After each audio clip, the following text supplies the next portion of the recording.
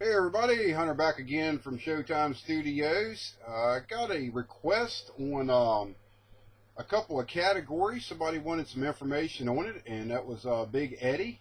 He wanted to know the difference between the curbside category and the slammer category.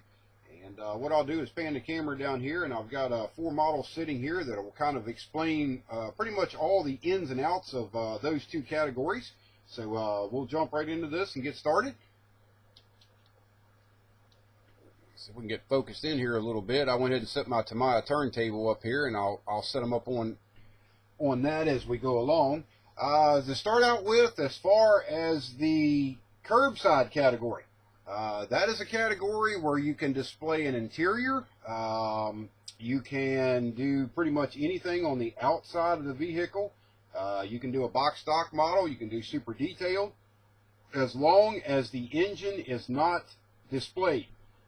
Is basically the definition behind the curbside category. And a prime example of a car that fits curbside category very well is my C5R Corvette. This has a full interior in it. Of course, it's a race car. It does have the dark tinted back glass on it, but the windshield is clear, and you can see the interior, but you cannot see an engine. So this car fits very well in the curbside category. In fact, that's what it was built for. And this model is also box stock. You will see that a lot in the curbside categories, box stock models being in there. And you will also see something like this car that has all the external photo etch on it, which is also allowed in that category. So that's one example of, a curbside, and like I say, this is probably one of the very good candidates for a curbside build. And the next model that we can show for curbside, this is Sandy's little Jeep Rubicon, and as you can see, it is a complete model. It's pretty much box stock, but it does have a displayed interior, which is legal for the curbside category. There's no engine displayed, so that makes it legal for that. Now, that's based on all the shows that we normally go to in about 10 different states. That's pretty much the general rule of thumb, is curbside. Now, some people will get into the point of opening up doors and things like that in the curbside category. Some shows will allow it, some shows will not. They say you cannot display an engine, so I have been to shows where people have cut open the doors and the trunk. They just don't show the engine. And some shows you cannot cut panels open in the curbside. But that gives you an idea on basically what a true, curbside is. Like I say, on this little Jeep, if they made a photo etch set or you wanted to super detail anything inside of that, that adds to it. That's probably going to help you win in that category. If everything else is a very good built model, adding those extra details where people can see them, that's good for the curbside. So hopefully that answers your question on the curbside categories. Now we move on to the slammer categories. And a slammer is basically defined as external paint, detail, different types of techniques as far as, painting and just final detail on the exterior of the model only. You cannot display an engine in the curbside or in the slammer category, and you also have all of the windows blacked out. So you don't need to put interior in them. Most of the cars that go into the slammer categories are pretty much just a body with four wheels and tires sitting underneath of them.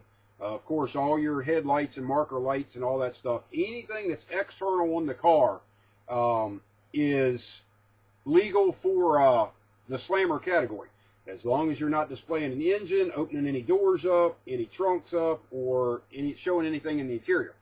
So that's generally, when I first started doing slammer builds, this is what I've done. The real shiny paint, the aftermarket wheels. Actually, this Beetle has the dual exhaust in aluminum on it. A few, the photo etch that's on this actually came in the kit, so that's all legal for that category. And this was the way that normally you seen slammer builds sitting on the table. But recently, I have kind of changed that up a little bit because they said that the category is defined as external paint, fit, finish, detail, things like that.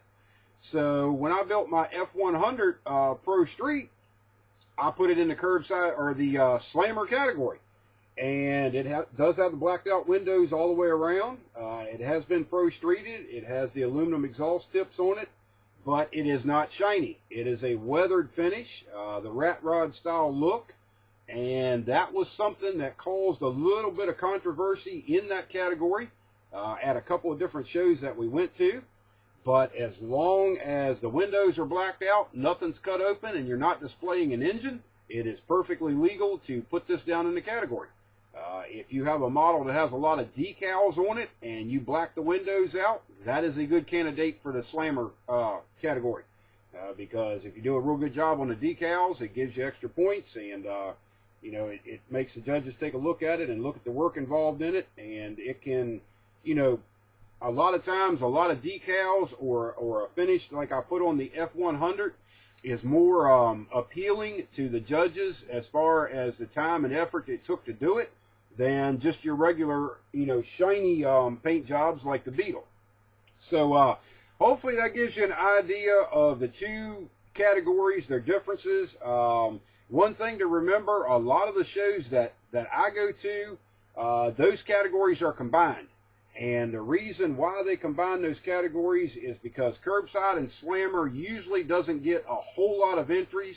Some shows we go to, the class is pretty heavy. Most shows that we go to, you may have 3 or 4 in each category. So what they'll do is they'll combine those, and if they get a whole bunch of them and they can split it down the middle, they'll do what they call category split, and they'll judge just curbside or just slammer. And then other shows we go to, they have separate categories for both of those models. So hopefully it gives you a good idea, you know, what to look for. And if you're getting ready to build a model or whatever, you know, if you build it along these lines, you can put it either in curbside or in slammer, depending on how you start out with it and how you finish up the final details and stuff on it. But just remember, in the slammer category, it does not have to be shiny. It can be rusty as long as it's not displaying an engine or you don't have any panels cut open. And that's about it. It's not too hard to, you know, tell the difference in the two. Like I say, again, neither category can display an engine. So, you know, it's pretty simple. I like the category myself because you can put box stock builds down in it. And as long as you did all your modeling basics and did a good job on them, a lot of times they can take home an award. So if you have any more questions or concerns, you know, on the two categories, just shoot me a message, and I'll be more than glad to help you out with those. So like always, this is Hunter from Showtime Studios, and we'll talk to you later. Bye-bye.